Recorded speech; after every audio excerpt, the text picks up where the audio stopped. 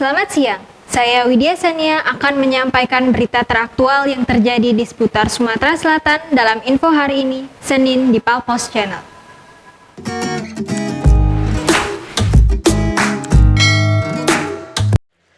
Untuk kali ketiga, jajaran Satreskrim Polrestabes Palembang kembali menggagalkan penyelundupan ribuan benih lobster bernilai belasan miliar rupiah. Benur sebanyak 18 kotak styrofoam yang disita anggota unit Pitsus pimpinan Kasatreskrim Kompol Tri Wahyudi tersebut berisi 300 benih lobster senilai 15 miliar rupiah.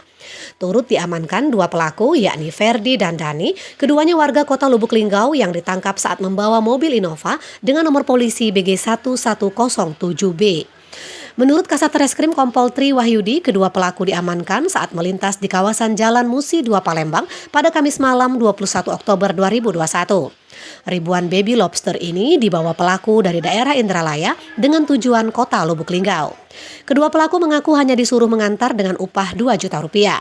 Atas perbuatannya, kedua pelaku dikenakan pasal 92, Jungto pasal 26 ayat 1 Undang-Undang Republik Indonesia nomor 45 tahun 2009 tentang perubahan atas Undang-Undang nomor 31 tahun 2004 tentang perikanan.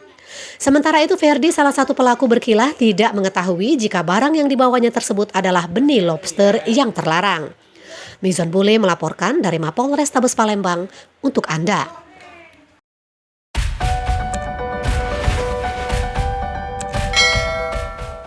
Demikian info hari ini, saya Widya Sania dan segenap kru yang bertugas mohon undur diri. Selamat siang, terima kasih.